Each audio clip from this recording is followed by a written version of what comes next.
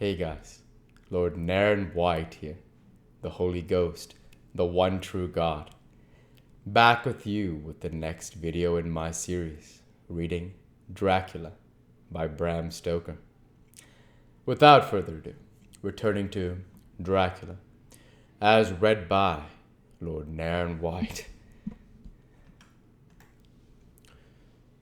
Dr. Seward said to us when we were alone that he did not wish to go into the matter. The question of an inquest had to be considered, and it would never do to put forward the truth, as no one would believe it. As it was, he thought that on the attendant's evidence he could give a certificate of death by misadventure in falling from bed. In case the coroner should demand it, there would be a more formal inquest, necessarily to the same result. When the next question began to be discussed as to what should be our next step, the very first thing we decided was that Mina should be in full confidence, that nothing of any sort, no matter how painful, should be kept from her. She herself has agreed as to its wisdom, and it was pitiful to see her so brave and yet so sorrowful, and in such a depth of despair. "There must be no concealment," she said. "Alas, we have had too much already. And besides, there is nothing in all the world that can give me more pain than I have already endured, than I suffer now. Whatever may happen, it must be of new hope or of new courage to me." Van Helsing looked at her fixedly as she spoke, and said, suddenly but quietly, "But dear Madam Mina, are you not afraid? Not for yourself, but for others from yourself, after what has happened?" Her face grew set in its lines, but her eyes shone with the devotion of a martyr as she answered, "Ah, no, for my mind is made up." "To what?" he asked gently, whilst we were all very still, for each in our own way we had a sort of vague idea of what she meant. Her answer came with direct simplicity, as though she was simply stating a fact. "Because if I find in myself, and I shall watch keenly for it, a sign of harm to any that I love, I shall die." "You would not kill yourself?" he asked, hoarsely. "I would. If there were no friend who loved me, who would save me such a pain, and so desperate an effort." She looked at him meaningly as she spoke. He was sitting down, but now he rose and came close to her and put his hand on her head as he said solemnly, "My child, there is such an one if it were for your good. For myself, I could hold it in my account with God to find such an euthanasia for you, even at this moment if it were best. Nay, were it safe, but my child—" For a moment he seemed choked, and a great sob rose in his throat. He gulped it down and went on. "There are here some who would not stand between you and death. You must not die. You must not die by any hand, but least of all your own, until the other, who has fouled your sweet life, is true dead. You must not die. For if he is still with the quick undead, your death would make you even as he is. No, you must live. Quick undead, excuse me. You must struggle and strive to live through, though death would seem a boon unspeakable.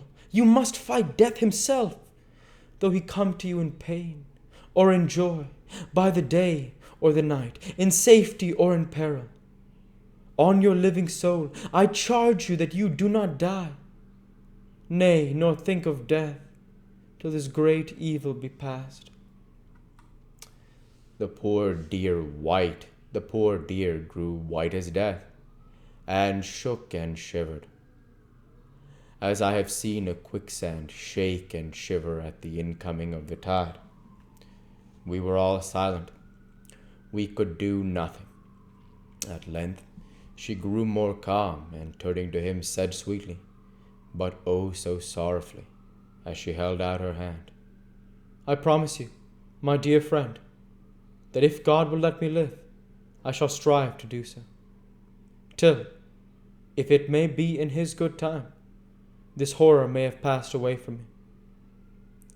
She was so good and brave that we all felt that our hearts were strengthened to work and endure for her, and we began to discuss what we were to do.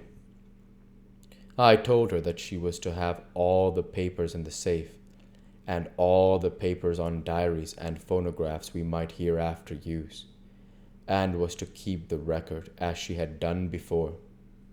She was pleased with the prospect of anything to do, if pleased could be used in connection with so grim an interest. As usual, Van Helsing had thought ahead of everyone else, and was prepared with an exact ordering of our work. "It is prepared as well," he said, "that at our meeting after our visit to Carfax, we decided not to do anything with the earth boxes that lay there. Had we done so, the Count must have guessed our purpose, and would doubtless have taken measures in advance to frustrate of such an effort with regard to the others. But now he does not know our intentions. Nay, more, in all probability, he does not know that such a power exists to us as can sterilize his lairs, so that he cannot use them as of old. We are now so much further advanced in our knowledge as to their disposition that, when we have examined the house in Piccadilly, we may track the very last of them. Today, then, is ours, and in it rests our hope. The sun that rose on our sorrow this morning guards us in its course, until it sets tonight. That monster must retain whatever form he now has. He is confined within the limitations of his earthly envelope. He cannot melt into thin air, nor disappear through cracks or chinks or crannies. If he go through a doorway, he must open the door like a mortal. And so, we have this day to hunt out all his lairs and sterilize them. So we shall. If we have not yet catch him and destroy him, drive him to bay in some place, where the catching and the destroying shall be in time, sure." Here I started up, for I could not contain myself at the thought that the minutes and seconds, so preciously laden with Mina's life and happiness, were flying from us. Since, whilst we talked, action was impossible, but Van Helsing held up his hand warningly. "Nay, friend Jonathan," he said, "in this, the quickest way home is the longest way. So your proverb will say. We shall all act, and act with desperate quick when the time has come. But think, in all probable, the key of the situation is in that house in Piccadilly. The Count may have many houses which he has bought. Of them he will have deeds of purchase, keys, and other things. He will have paper that he write on. He will have his book of checks. There are many belongings that he must have somewhere. Why not in this place, so central, so quiet, where he come and go by the front or the back at all hours, where in the very vast of the traffic there is none to notice? We shall go there and search that house, and when we learn what it holds, then we do what our friend Arthur call, in his phrases of hunt, stop the earths, and so we run down our old fox. So, is it not?" "Then let us come at once," I cried. "We are wasting the precious, precious time."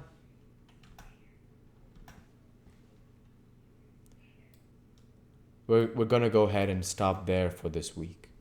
As usual, I want to say thank you for watching, and I hope you enjoyed. Please like, comment, and subscribe, as it greatly helps the channel. Light be with you all. Take care. And thanks again.